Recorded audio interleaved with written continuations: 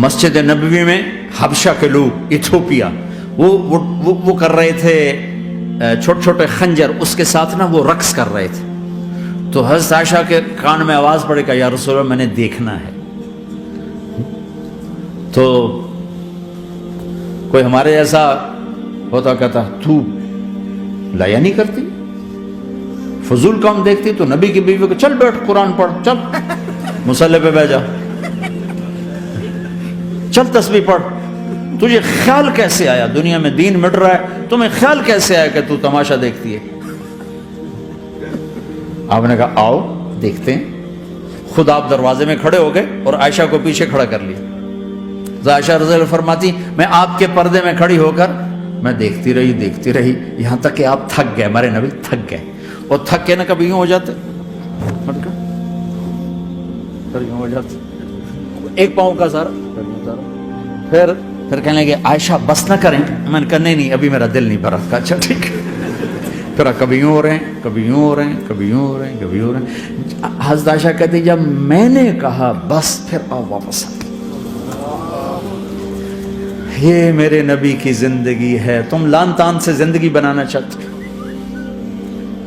ساس سسر بہو پر بیٹے سے بھی زیادہ حق جتانا چاہتے. یہ عام معاشرے کی بات بتا رہا ہوں کہ بہت تباہی ہے. میں تو مسائل سن میں نے تو اب اس دفعہ یہ ارادہ ہے کہ اب میں فون چھوڑ دوں گا، نہیں رکھوں گا، کہ میرے اندر ہمت ہی نہیں رہی کہ میں گھروں کے مسائل، میرا کلیجہ پھٹنے کو ہو. ایسے ظلم ہیں، ایسے ظلم ہیں. ہمارا سسرالی معاشرہ بڑا ظالم ہے، بڑا ظالم. 99.99% ظلم ہے.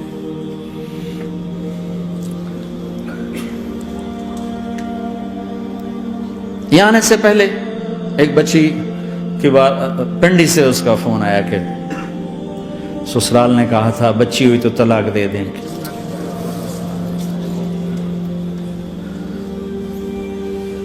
بچی ہو گئی. میں نے ہاتھ جوڑے، پاؤں پکڑے، میرا کیا قصور ہے، اللہ کی تقدیر ہے. طلاق دے دی، نکال دیا گھر سے. حج میں 2 بچہ بچی ساتھ تھے ابھی میرے حج میں. تو 22-23 سال کا بچہ تھا، اتنی سال کی بچی تھی. تو وہ میرے ساتھ حج میں اکٹھے تھے. تو ہم عرفات میں تھے. تو وہ بچہ میرے پاس آ گیا اور کہا بس مولانا میں اپنے گھر سے بڑا تنگ ہوں اور میں نے فیصلہ کیا میں جاتے اپنی بیوی کو طلاق دے دوں گا. میں نے کہا شادی کتنا عرصہ؟ کہا 3 سال. میں نے کہا بیٹا ایسا نہ کرو، میں جب حج سے ہم واپس جائیں گے نا عزیزیہ میں، تو تم دونوں میاں بیوی میرے پاس آنا.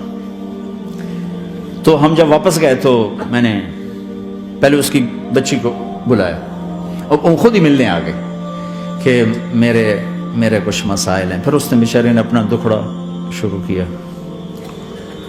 تو کہا جی 1 سال بچہ نہیں ہوا تو میری ساس نے مجھے اتنا ذلیل کیا سسرال نے، یہ تو بانجھ ہے، یہ تو بانجھ ہے، اس کا تو ہونا ہی نہیں ہے.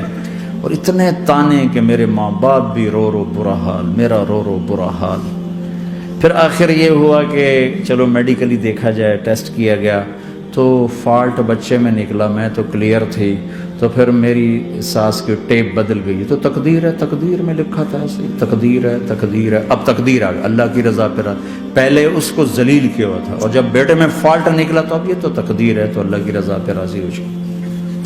یہ چھوٹے چھوٹے مسائل. جب میں نے تھوڑی سی ان سے سٹنگ کی تو ابھی میں اس سے فون سے ان ٹچ ہوں کہ کہیں یہ پھر بے وقوفی نہ کر بیٹھ.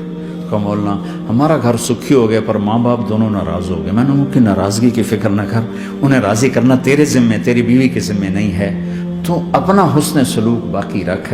اس حد تک یہ ہمارے گھروں میں جو نہ جاننے کی وجہ سے دیکھو تمہارے یہاں ٹریفک کا سسٹم کتنا اچھا ہے. 10,000 گاڑیاں چل رہی ہوں، ٹریفک بلاک نہیں ہوتی، چل رہی ہوتی، چونکہ ہر آدمی اپنی لائن میں چل رہا ہے. اور ہمارے پاکستان میں 10 گاڑیاں کٹھی ہو کے سر پھنسا کے کھڑی ہو جاتی ہیں، ساری رات کھلوتے رہتے ہیں، راہ نہیں دیتے، کھلوتے ہیں. کئی دفعہ او تو ہٹ، تو پیچھے ہو. 200 گاڑیاں ادھر، 200 ادھر. یہ چونکہ میں روز سڑکوں پہ چلتا ہوں، روز یہ تماشا دیکھتا ہوں. اگر تم اپنی لائن میں رہو تو کوئی فساد ہی نہیں. جب تم اپنا بیریئر کراس کرتے ہو پھر فساد شروع ہو جاتا.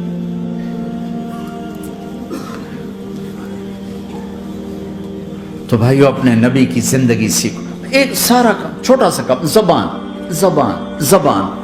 غیبت چھوڑ دو, جھوٹ چھوڑ دو, گالی چھوڑ دو, تانا چھوڑ دو, طنز چھوڑ دو, برا بھلا کہنا چھوڑ دو, بلکہ حوصلہ افزائی کرو, تعریف کرو.